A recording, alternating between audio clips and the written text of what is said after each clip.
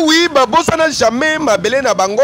bako bosana kape jamais commune ya Selemba ulobi eleki. Bandeko ya fondation Kolobise Yokagi, oyo ekumba makana ye moko matembela simandaku véritable galois, les très dynamiques mwana mboka Guy Kolobise Yoka bakitaki na terrain po na kosala salongo na quelques quartiers ya commune ya Selemba ou na seul objectif ya assainir environnement na bango milliers oyo bakolela car balobi trop c'est trop makambu ya salite na commune ya Selemba ou eza lisusu te pe esengeli boye bake mwana mboka Guy Kolobise Yoka alingi corridoré image longtemps ternie ya commune ya Selemba ou nasuka ya première phase oyo Guy Kolobise Yoka asalaki communication oyo to remercier d'abord coordonnateur ya Kini Bopeto vraiment na initiative oyo to monique ville mobimba ya Kinshasa ekokoma propre to sengi penza surtout ye azala makasi koto wana et puis biso pe to soutenir ye pour makamyo sto et les kamalamu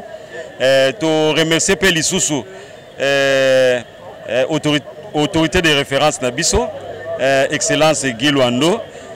papa na biso yende mutu vision na épée eza ko sala tout milliers à Selemba oye koka ko se développer vraiment en tout cas na bourgmestre na biso ya Selemba papa na biso bourgmestre en tout cas te remercier pe lisusu ye pa tchaki sou moi maboko pour musala oyo ekoka ko avancer na ensemble na bureau ba quartier na biso misatu souci peneza ki pa na biso tozomona bandeko ebele na ba commune oya nzinga bazo komi pesa na o etali propriété ya commune na bango mais biso tozomona commune na biso ya Selemba o ezozala mo muke négligé bazo ko même biso nyosu en tout cas mutaza okipa ngwazate nde pesa ki ngai paso na bité na meka ko telema elongo na bandeko na biso nyosu tozana milé na biso ya Selemba o tokoka ko bongisa pe commune na biso tozela ka l'état te pour bato bele bakasaka mutu akobongisaka nzela to mutu akobongisaka ka niveau to mutu akobongisaka ka millier il faut l'état mais tout se prendre nano en charge biso mona to banda nano kobongisa banda salon e banda ezali première fois au salon e sala maboye population a sepeli mais to ko sala effort na ba moyen na biso de bord to ko sensibiliser les sous ba jeunes ya ba quartier nyonsu pour na seulement tozo total 25 quartiers mais le lot sali moi muke 3 quartiers d'autres bundi pendant to ko sala effort ne fils que 25 quartiers on a ezala acquis balo baté pour besoin zéro par rapport ya geste oyo fondation Kolobise Yokagi basali population ya commune ya Selemba ou batalisa kipe boye omoni Selemba ou eza milliers moko eza munene hein premièrement la gratte-sage basali premièrement au buka bandaku tout consort était peu moi salité sur na mabele mais honorable na biso azu initiative moko bien ya obomisa donc on a préparé ba jeune basa musa oya orange moni j'espère moni salité il a dit moi ming donc musa bana 5h30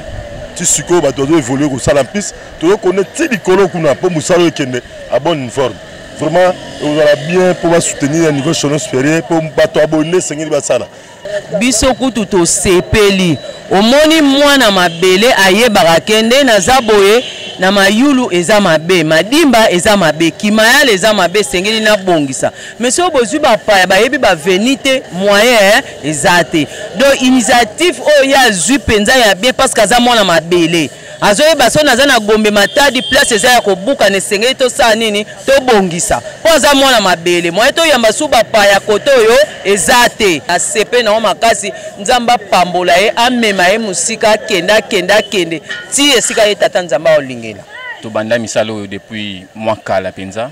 mais lokola ezaka likambo na biso moko te lokola pe assainissement eza likambo tali mutu moko en particulier te yango lelo tozalaki wana pona pour sensibiliser to bandaki na sensibilisation et puis biso moko to koti na terrain pe to sali musala en tout cas pona mboka na biso ezalaka likambo ya ko informer mutu pe ko lagisa importance ya likambo bolingo sala pourtant to taisi ba likambo en tout cas bayambi initiative oyo vraiment maboko polele pe baza vraiment très ouvert pour na sima na biso bango pe bako mosala mutu na mutu liboso ya lupangu na ye boso atekaka po ete esika na biso ezala toujours propre tala voilà maseki ezali te na commune ya Selembao. Selembao ezalaki déjà tombé sans aucune forme de résistance pe population bazali déjà na choix na bango ezali obelese moko les très dynamiques Kolobise Yoka Guy. Pour la fondation